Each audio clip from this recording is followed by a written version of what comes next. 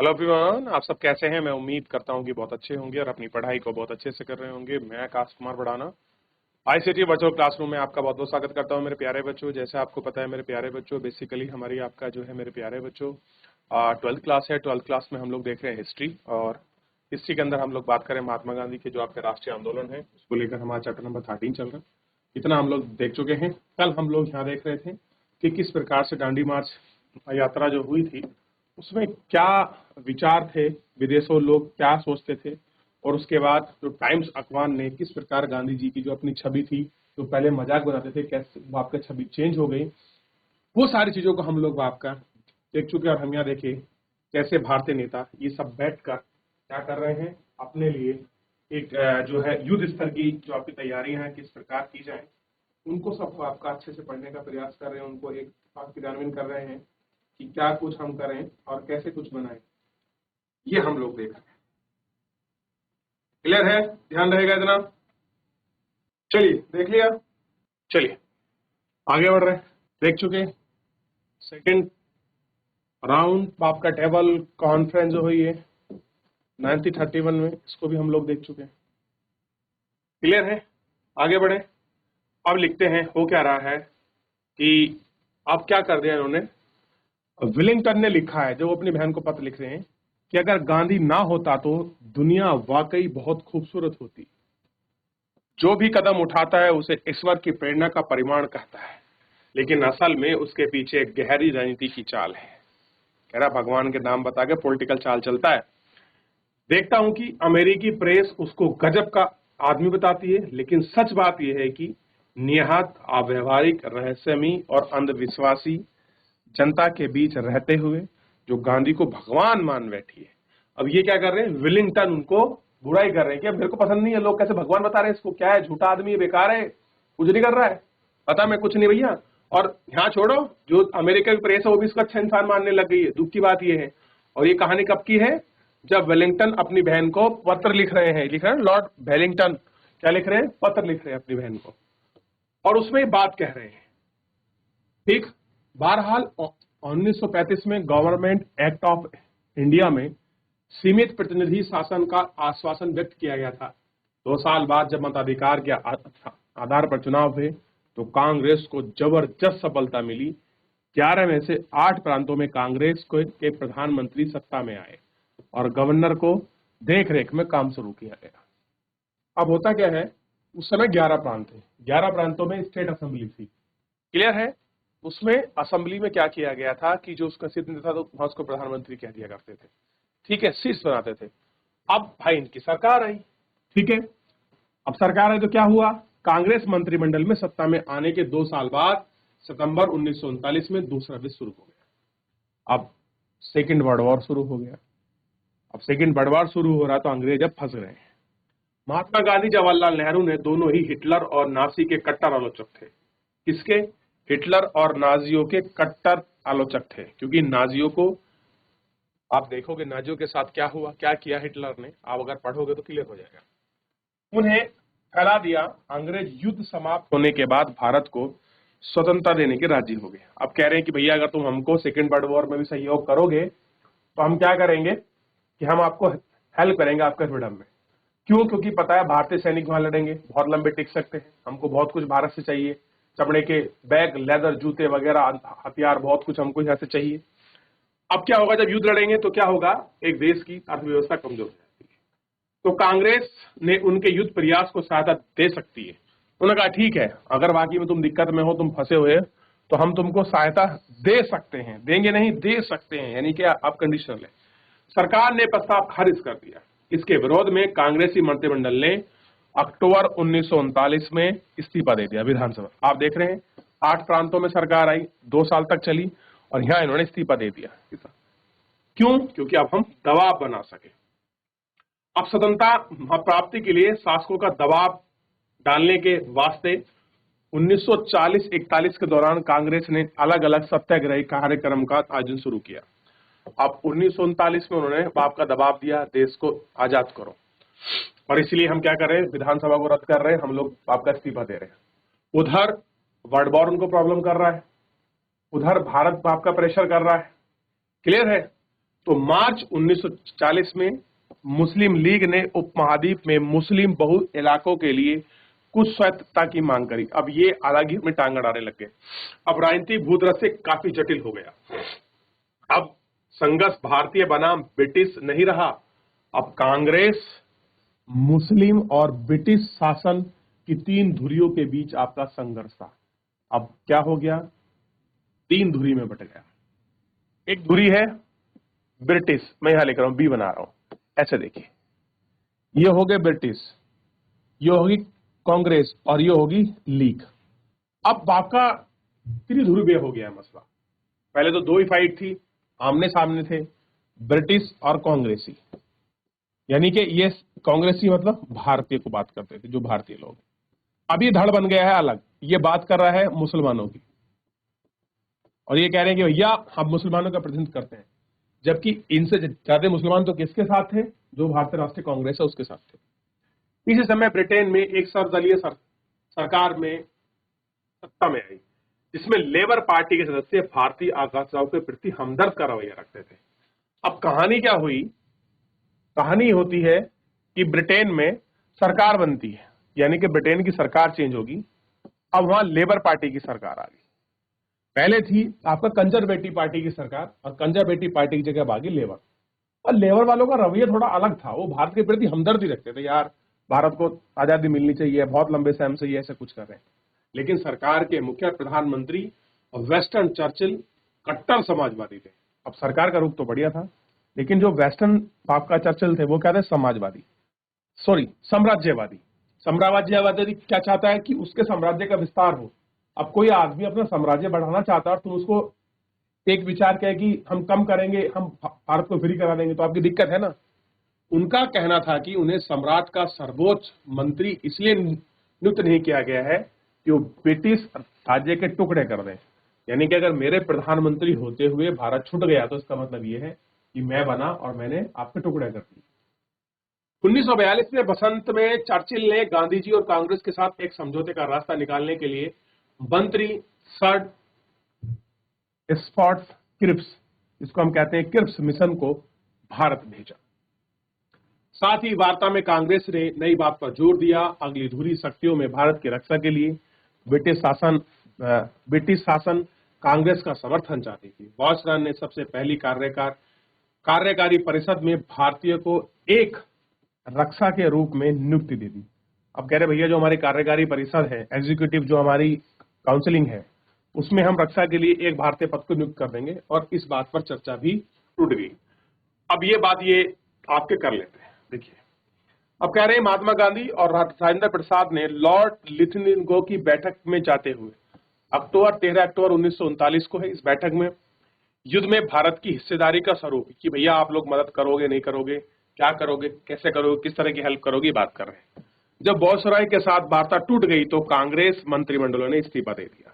पहले वायसराय की बैठक होती है, फिर उसके बाद क्या करती है, जो कांग्रेस मंत्रिमंडल है, 11 राज्यों में से जो भारत की सरकार चुनी गई थी, 8 राज्यों में उन्होंने क्या कर दिया, सब ने एक साथ त्याग पत्र दे दिया, ठीक, कि भैया अब हम नहीं, क्योंकि मेन कारण था दबाव बनाना, आजादी के लिए दबाव बनाना। अब आजादी का प्रेशर होगा, दबाव बनेगा ही, क्यों ना बनेगा। अब देखिए, ये है लॉर्ड लिथनिंगो, देख रहे हो। अब देखिए, अब दबाव कैसे बनेगा। अब दबाव बनाने के लिए आंदोलन चलेगा, जिसका नाम था भारत छोड़ो आंदोलन।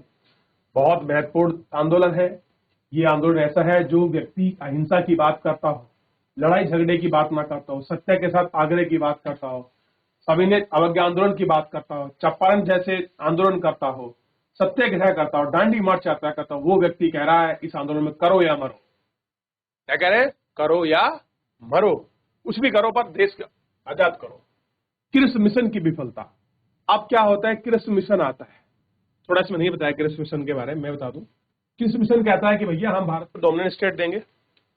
अभी नहीं समझते डोमिनेंट स्टेट को, ऐसे मान लेते हैं, ऐसे मान लीजिए कि शासन तुम चलाओगे, लेकिन सर्वोच्च रूप में जो है आपका वायसराय यानी कि आपका महारानी का शासन रहेगा।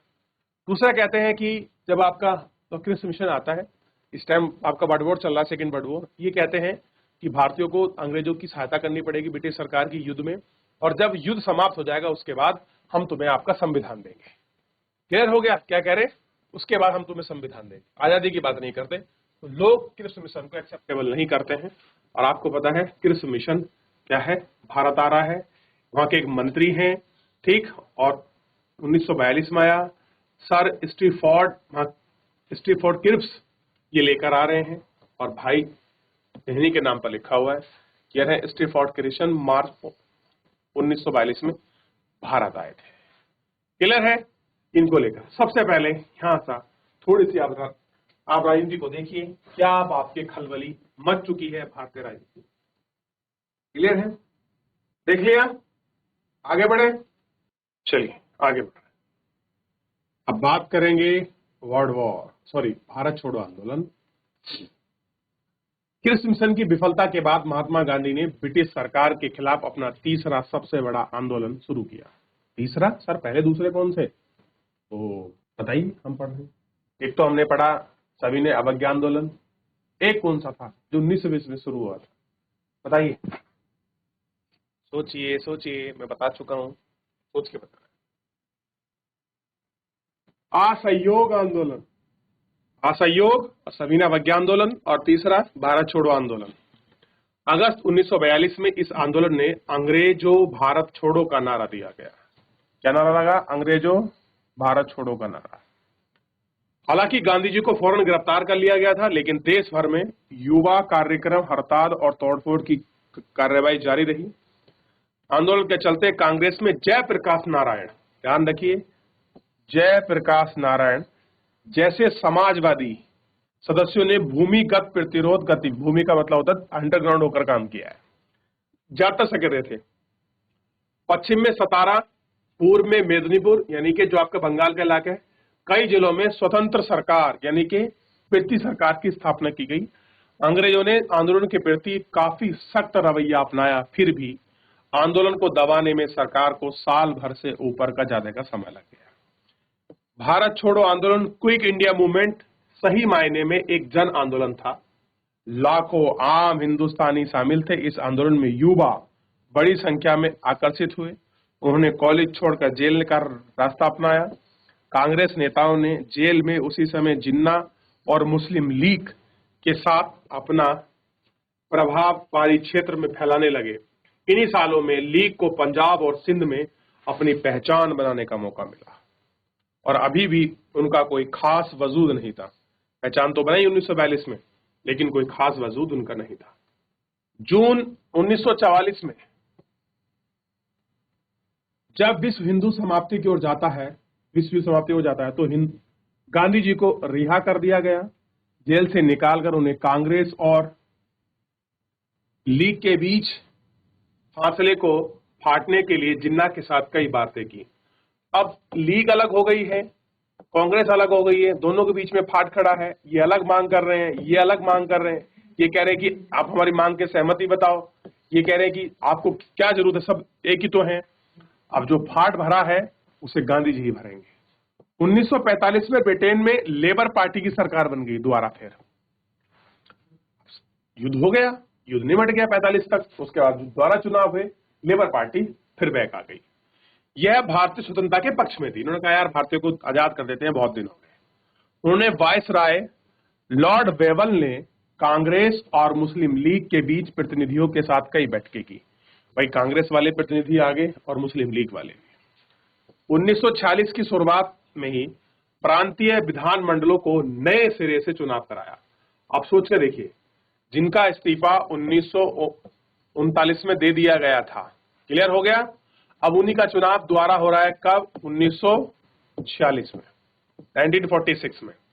और ये चुनाव कैसे हैं? प्रांतीय विधानसभा चुनाव। कितने थे? 11। पहले कितनी जीती कांग्रेस? 8 जीती थी। और क्या दिया था इनका? त्याग पत्र दिया था। क्या क्लियर है? क्या दिया था इन्होंने? त्याग पत्र, याद रहेगा।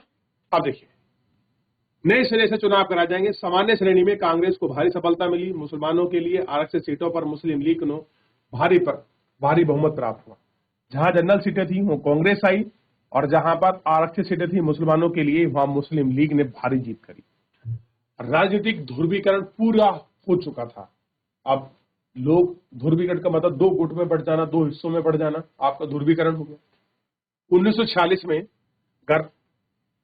गर्मियों में कैबिनेट मिशन भारत आया। अब ये भाई साहब 1942 में कैबिनेट मिशन भारत आता है, सॉरी 46 में।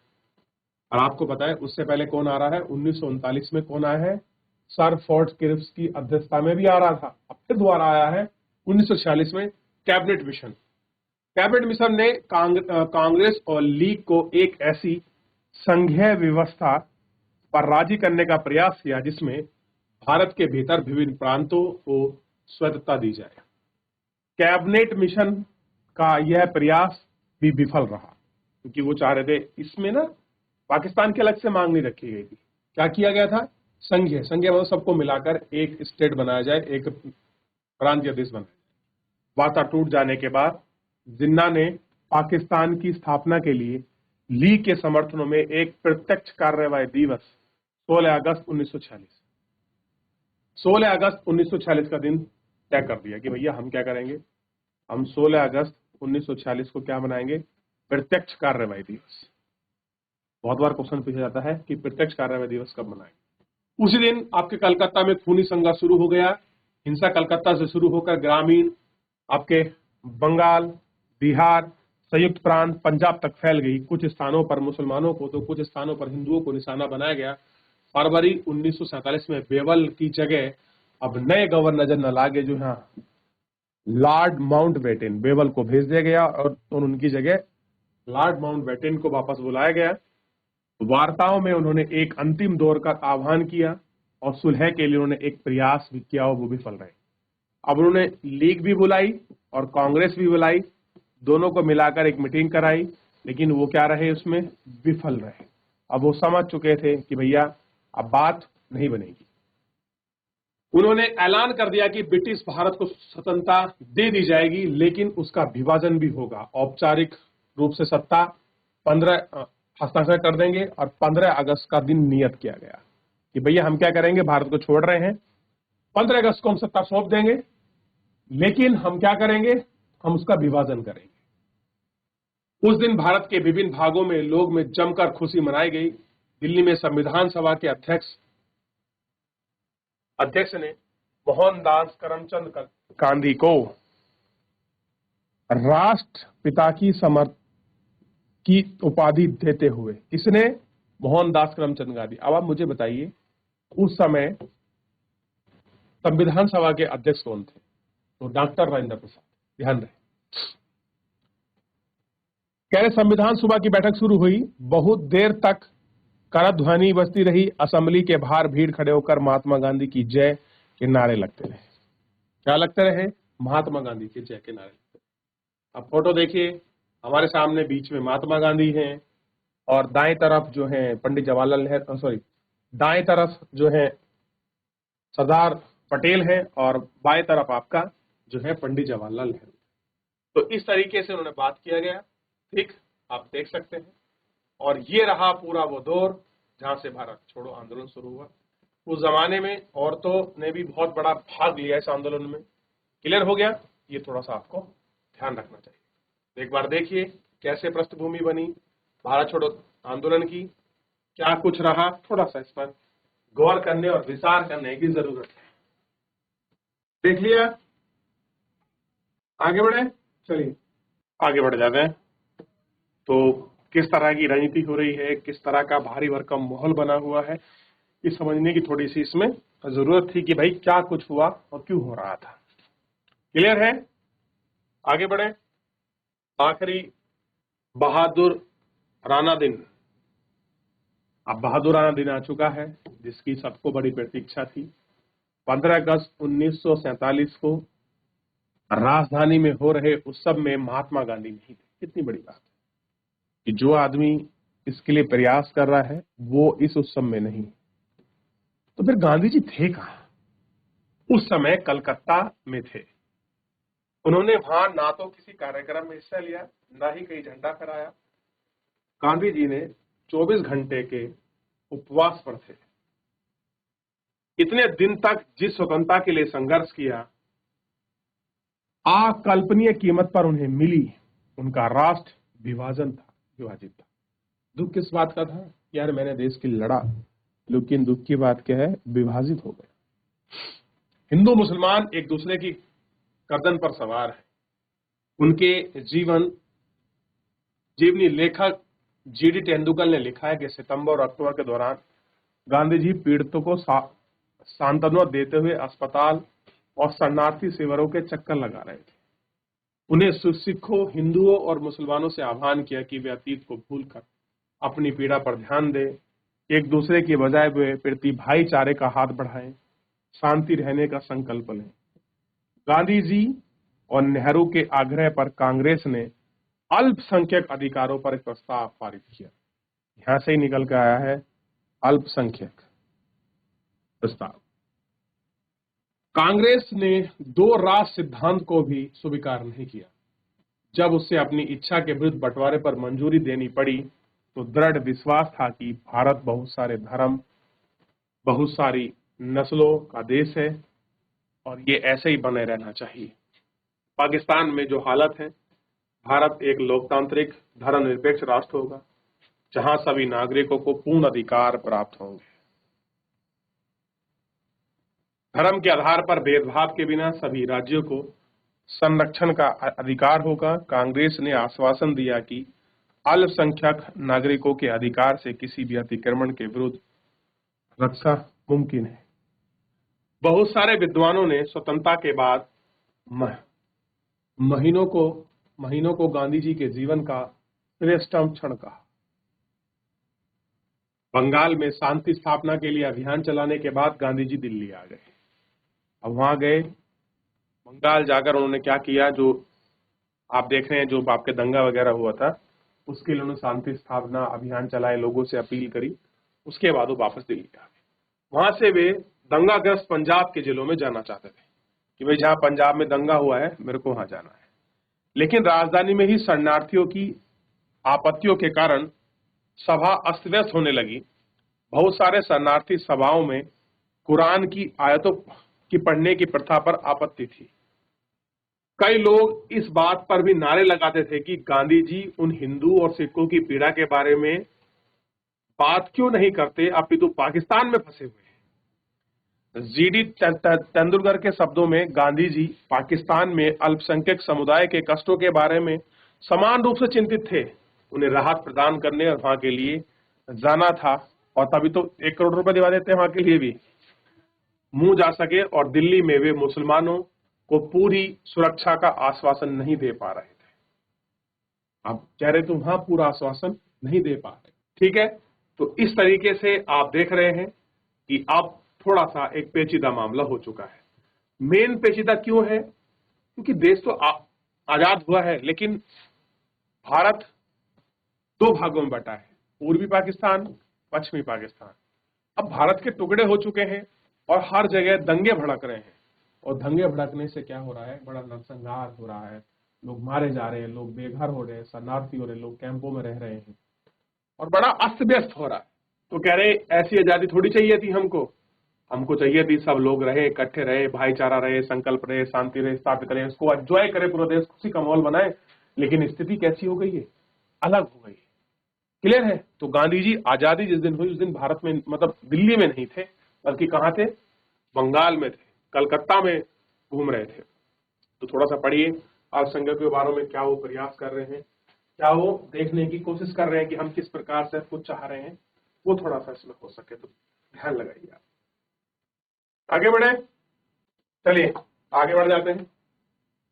तो इस तरीके से आपने देखा कि क्या पूरा संघर्ष चला, किस तरह से कुछ था, और गांधी जी है दंगाग्रस्त गांव में जा रहे हैं, वहां का भ्रमण कर रहे हैं, हमने देखा। तो फिलहाल आज के इस लेक्चर में इतना ही, मिलेंगे नेक्स्ट लेक्चर में। धन्यवाद।